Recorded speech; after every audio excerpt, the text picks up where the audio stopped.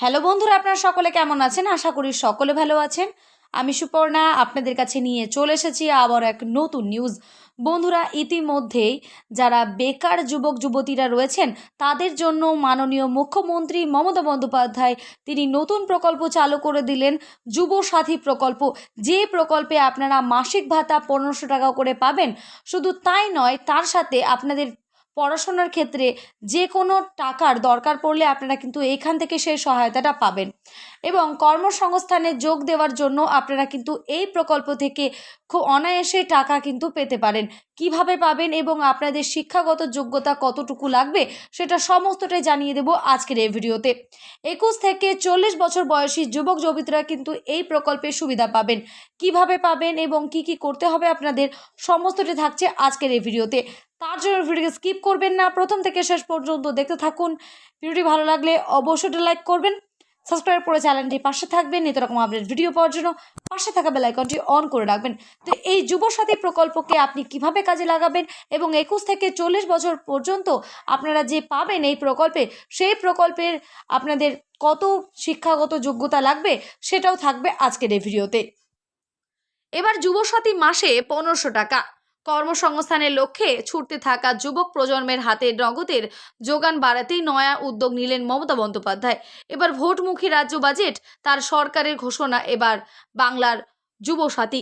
এই প্রকল্পের মাধ্যমে মাধ্যমিক পাশ কর্মহীন যুবক যুবতীদের প্রতি মাসে 1500 টাকা করে আর্থিক সহায়তা দেবে রাজ্য।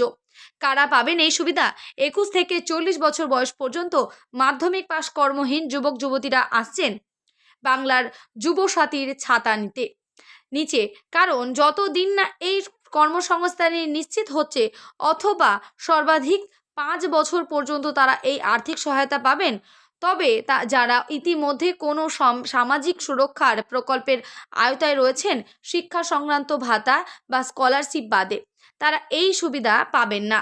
বৃহস্পতিবার বিধানসভা মুখ্যমন্ত্রী মমতা বন্দ্যোপাধ্যায় উপস্থিতিতে 4 মাসের ভোট অন অ্যাকাউন্ট পেশ করেন রাজ্যের স্বাধীন দায়িত্বপ্রাপ্ত অর্থ প্রতিমন্ত্রী চন্দ্রিমা ভট্টাচার্য। সেইখানে কর্মসংস্থানের সৃষ্টির লক্ষ্যে রাজ্যের নেওয়া একাধিক পদক্ষেপের কথা তুলে ধরার পাশাপাশি শিক্ষিত কর্মহীনদের পাশে দাঁড়াতে এই নয়া ঘোষণা করা হয়। আগামী 15 আগস্ট থেকে এই প্রকল্প রাজ্য কার্যকর করবে বলেও এই দিন রাজ্য বাজেটে যে বক্তৃতায় জানিয়েছেন অর্থ প্রতিমন্ত্রী, যেখানে 2026-এর বিধানসভা নির্বাচনের আগে এটাই শেষ বাজেট, অর্থাৎ চতুর্থবার সরকারে এলে এই প্রকল্প চালু করবে মমতা বন্দ্যোপাধ্যায়ের সরকার। বাংলার যুবসাথী বাস্তবায়নের জন্য 2026-27 অর্থবর্ষের বাজেটে 5000 কোটি টাকা বরাদ্দ প্রস্তাব দেওয়া হয়েছে। তাই এই প্রকল্পের ফলে শিক্ষিত যুব সমাজের ওপর আর্থিক চাপ অনেকটাই কমবে এবং তারা চাকরির প্রস্তুতিতে আরও মনোযোগী হতে পারবেন বলেই মত রাজ্যের।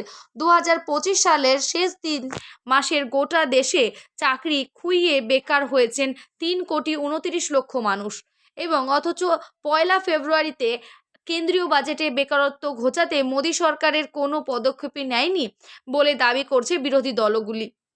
শুধু তাই নয়, এই পরিস্থিতিতে রাজ্যের এই প্রকল্পে বাংলায় বেকারত্বের হার কমাতে সাহায্য করবে বলে মত বিশেষজ্ঞ মহলের। এই দিন বাজেটে বক্তৃতায় রাজ্যের বেকারত্বের হার হ্রাসের বিষয়টি তুলে ধরা হয়েছে। কেন্দ্রীয় পিরিয়ডিক লেভের যে ফোর্স সার্ভে রিপোর্ট উদ্ধৃত করে বলা হয়েছে, 2017 থেকে 18 থেকে 2023-24 অর্থবর্ষের মধ্যে বাংলার বেকারত্ব কমেছে 45.65%। বাংলার যুবসাথীর হাত ধরে তা আরও কমবে বলে এদিন দাবি করেছে রাজ্যের তরফে।